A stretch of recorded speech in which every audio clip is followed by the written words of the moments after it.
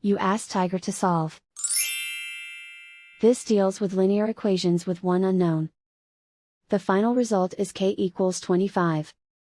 Let's solve it step by step. Group all constants on the right side of the equation. Add 47 to both sides. Simplify the arithmetic.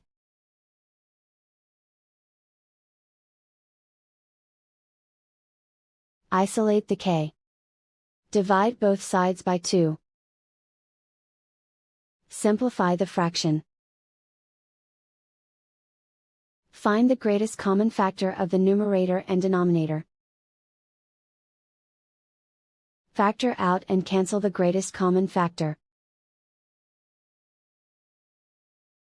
And so the final result is k equals 25.